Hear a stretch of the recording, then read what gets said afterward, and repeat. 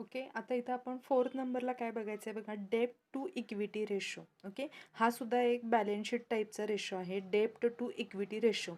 असा जर तुम्हाला कॅल्क्युलेट करायला सांगितला तर त्याचा तुम्हाला पर्टिक्युलर फॉर्मॅट काय मिळणार आहे बघा, is equal to outsider fund, त्यालाच आपण डेप्ट्स म्हणू शकतो. आउटसाइडर फंड्स म्हणजेच debts divided by proprietors funds. Proprietors फंड्सच्या ऐवजी दुसरा शब्द वापरू शकताय, डेप्ट इक्विटी. ओके. तुम्हाला काय फाइंड आउट करायचं आहे, डेप्ट टू इक्विटी रेशो. त्याला मी इक्वेशन दिलेलं आहे, आउटसाइडर फंड त्यालाच डेप्ट्स म्हणतो, डिवायडेड बाय प्रोप्रायटर्स फंड म्हणजेच डेप्ट इक्विटी. त्याचा प्रपोर्शन काय, 1:1 प्रपोर्शन आहे. ओके. आता आउटसाइडर फंड्समध्ये कुठल्या कुठल्या गोष्टी इन्व्हॉल्व्ह होणार आहेत. ओके. आउटसाइडर फंड्समध्ये इक्विटी शेअर कॅपिटल, त्याच पद्धतीनं preferences share capital and reserve आणि सरप्लस, ह्यातली कोणतीही गोष्ट असेल तर त्याला आम्ही काय म्हणणार आहे, outsider fund. Okay. Next will be काय आपल्याला पाहिजे, प्रोप्रायटर फंड्स. प्रोप्रायटर फंड्समध्ये कुठल्या कुठल्या गोष्टी येणार आहेत, तर ह्यामध्ये तुम्हाला current liabilities and provision, current liabilities and provision, त्याच पद्धतीनं लॉंग टर्म लोन किंवा शॉर्ट टर्म लोन. ओके. म्हणजे तुम्हाला ह्या फॉर्म्युलामधल्या गोष्टी जर कळत नसतील तर आपल्याला असेट्स आणि लायबिलिटीजमधल्या कुठल्या गोष्टी ह्या फॉर्म्युल्यामध्ये येतात हे इथं मी तुम्हाला डिटेल दिलेलं आहे. नेक्स्ट काय सांगितलं बघा, 5वा रेशो, कॅपिटल गिअरिंग रेशो.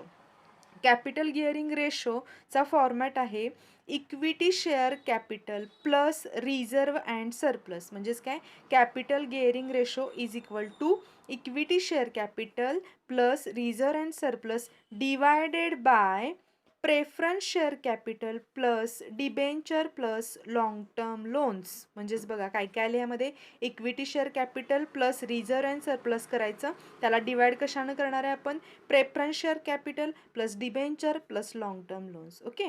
आता यामध्ये तुम्हाला हे सगळं तुम्हाला तुमच्या लायबिलिटीज आणि असेट्समध्ये दिलं जाणार आहे, त्यानुसार आपण तिथून घ्यायचे आहेत. ज्या गोष्टी दिल्या असतील त्या घ्या, डिवायडेड बाय इथं तुम्हाला सांगितले ह्यातल्या ज्या गोष्टी तिथं दिलेल्या असतील त्या घेऊन तुम्हाला कॅपिटल गिअरिंग रेशो मिळणार. Okay. Apart from that 6 will be current assets to fixed asset ratio.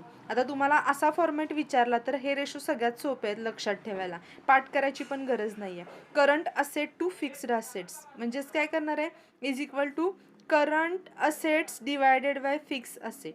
काय करायचं आपल्याला, इथनंच उचलायचं आहे फक्त, current assets divided by fix asset. तुम्हाला काय रेशो मिळणार आहे, current asset to fixed asset ratio. Okay.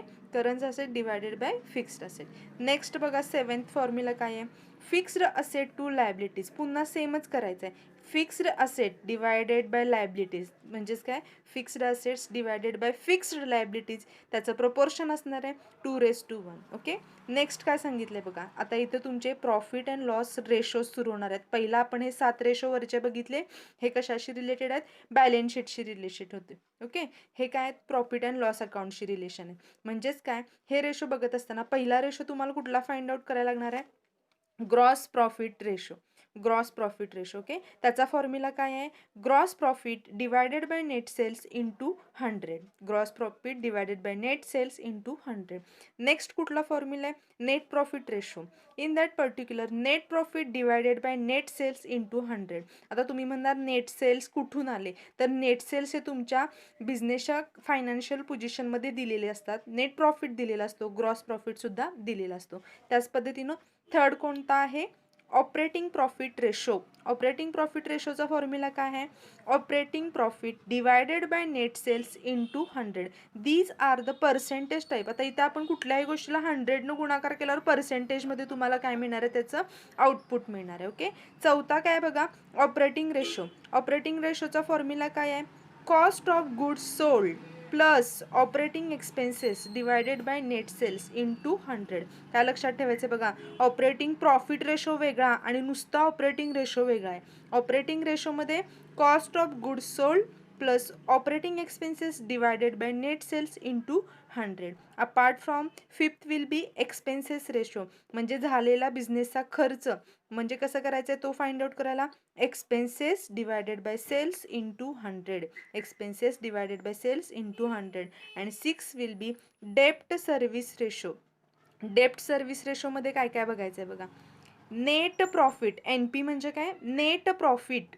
कुठला नेट प्रॉफिट घ्यायचा आहे, before charging taxes and interest. Before charging taxes and interest, म्हणजे टॅक्स आणि इंटरेस्ट लागू व्हायच्या आधी तुमचा जो नेट प्रॉफिट असतो तो घ्यायचा आहे, त्याला divided by number of sales into 100. आपल्याला काय फाइंड आउट करायचं आहे, डेप्ट सर्व्हिस रेशो. जर डेप्ट सर्व्हिस रेशो काढायचा असेल तर आमचा फॉर्म्युला आहे नेट प्रॉफिट कुठला घ्यायचा आहे, before charging taxes and interest divided by number of sales into 100. Okay, अशा पद्धतीनं आपण हे सगळे फॉर्म्युले बघायचे आहेत. अजून आपल्याला एक 7 ते 8 फॉर्म्युले डिस्कस करायचे आहेत, जे तुमचे प्रॉफिट अँड लॉस अकाउंटमध्ये आले असतील, बॅलन्स शीटमध्ये आले असतील, कंबाईनमध्ये आले असतील, तर ते आपण बघूया. ओके.